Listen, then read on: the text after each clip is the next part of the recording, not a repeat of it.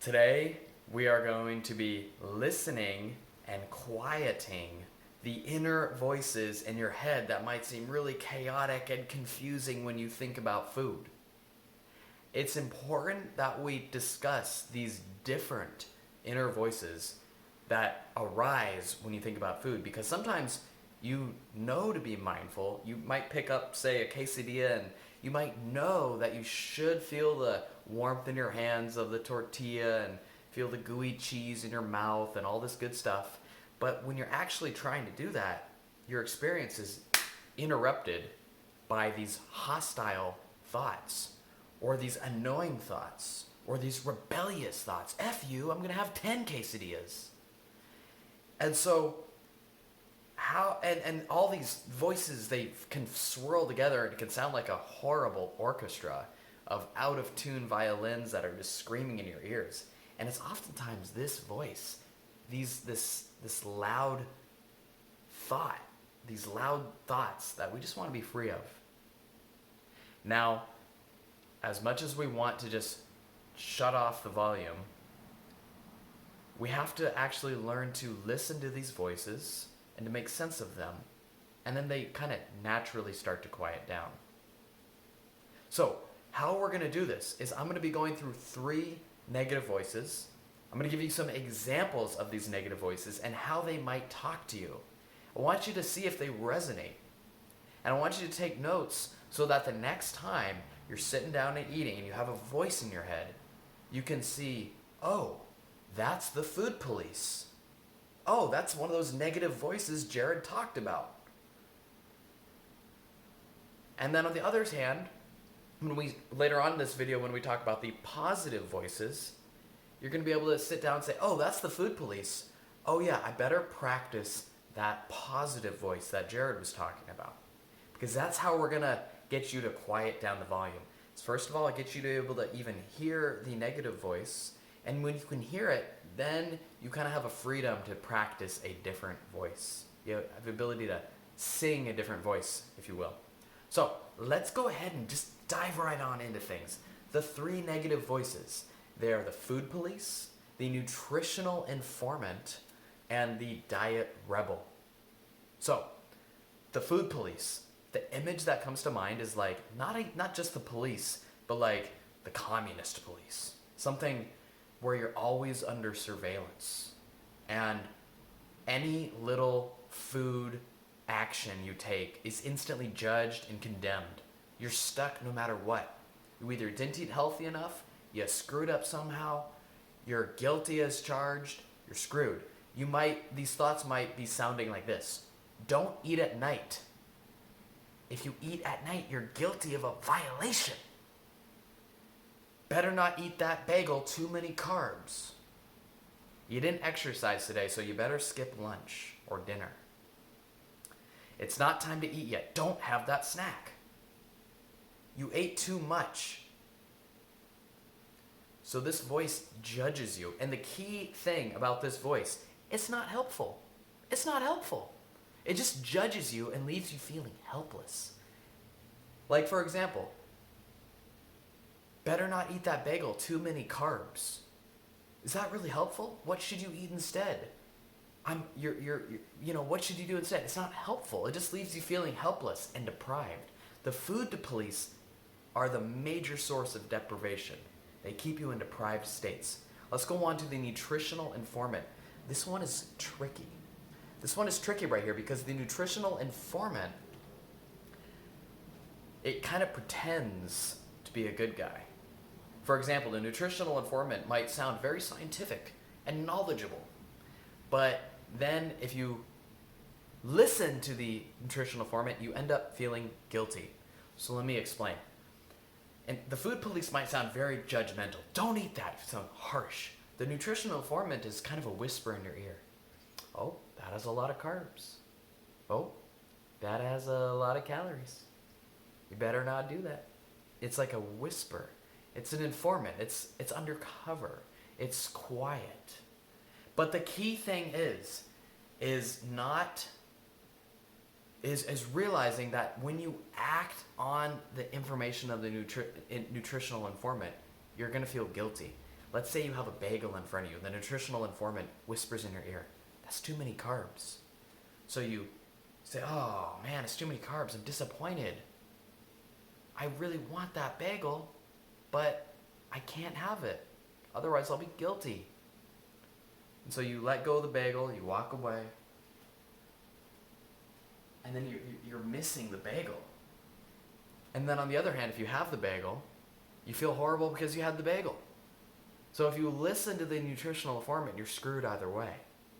Now we'll transform this nutritional informant into a nutritional ally later on. But I just want you to be aware that this preoccupation with perfection and health, it can often be a disguise that the nutritional informant is wearing.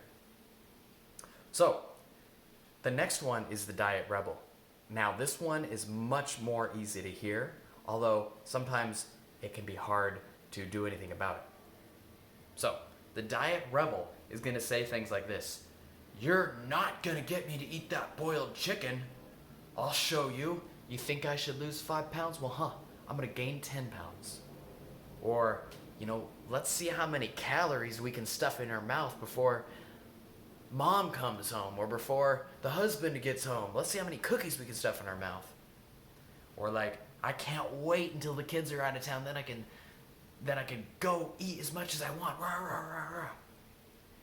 The diet rebel, it's very easy to understand. The diet rebel wants control. And the diet rebel gets activated when we somehow feel trampled upon, when our boundaries are not respected, when our toes are stepped on, when someone intrudes upon our space. And we as humans have a natural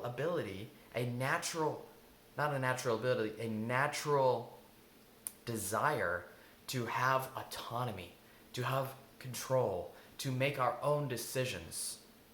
And so this can be a carryover where something else, you have no control in another aspect of your life. Perhaps at work, you have no control at work.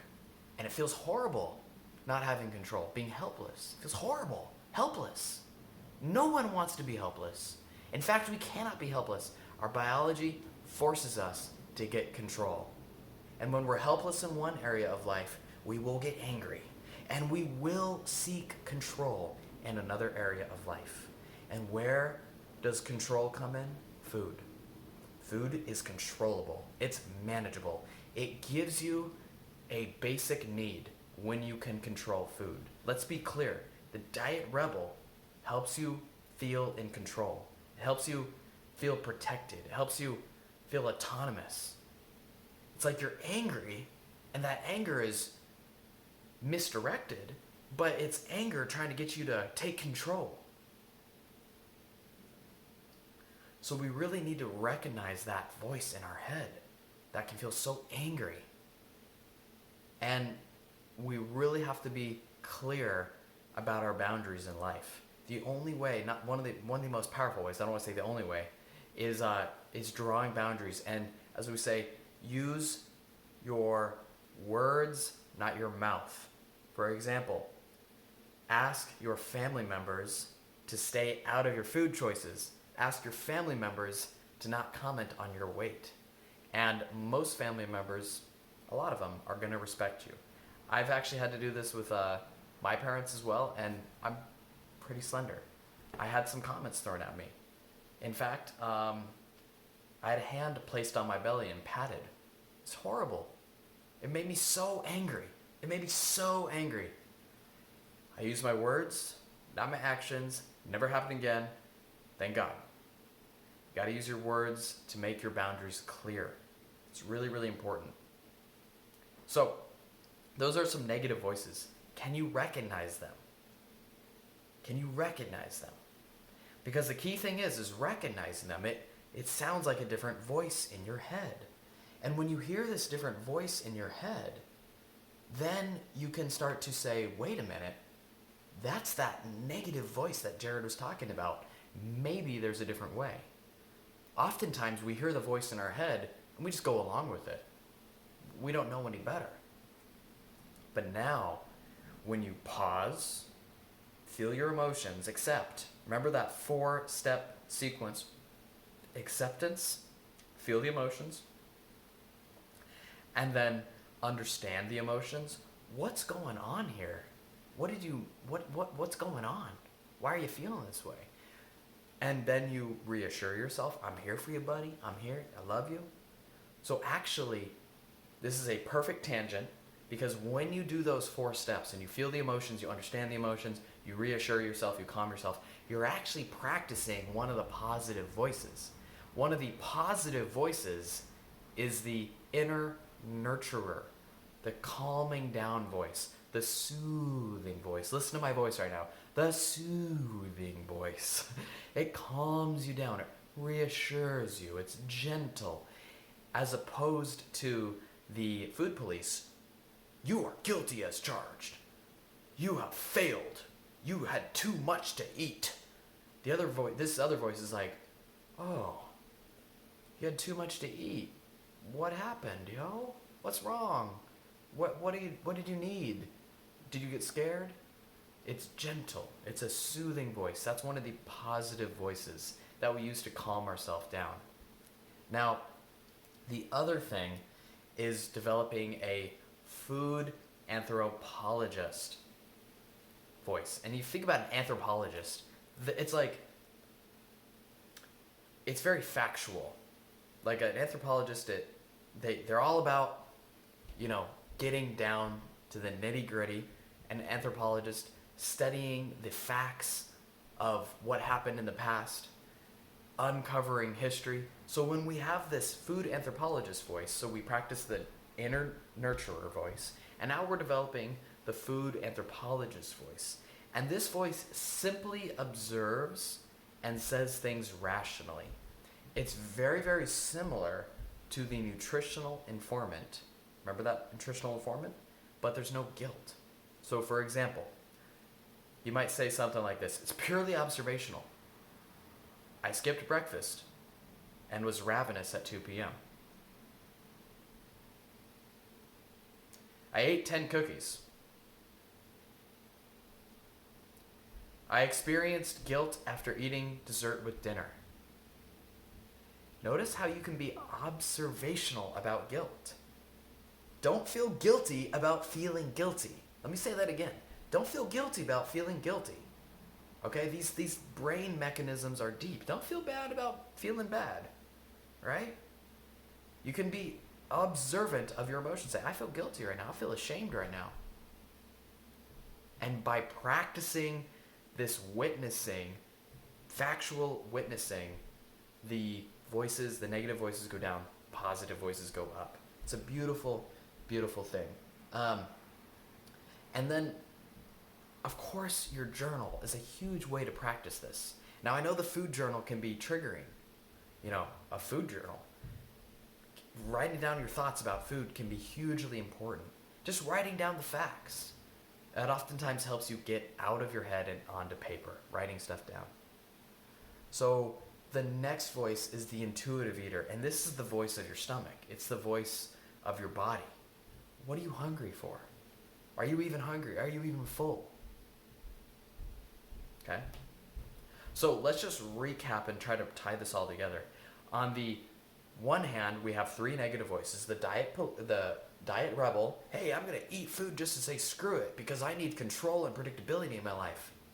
The nutritional informant, which leaves you feeling guilty no matter what, where they say, oh, don't have that food, and then you either want the food or you have the food and you feel bad either way. Food police, your judgmental voice, everything you do is judged. Now, we want to sit in our negative emotions. We want to understand what we need. We want to hear those food police voices. We want to hear those diet rebel voices. We want to identify them. We want to know what we're thinking. We want to be clear about what we're thinking. And then we practice something else. We practice saying to ourselves in a kind voice, calm down, it's going to be okay. We practice speaking in a factual voice, being a food anthropologist without any guilt. I had some cookies. I overate. I'm hungry now. I skipped a meal. Life goes on. It's okay. We also practice trusting our body, the voice of being an intuitive eater. Listening. Am I even hungry right now? What's going on? And so by familiarizing yourself with these different voices, it's like you'll hear this band. And that's it for the day.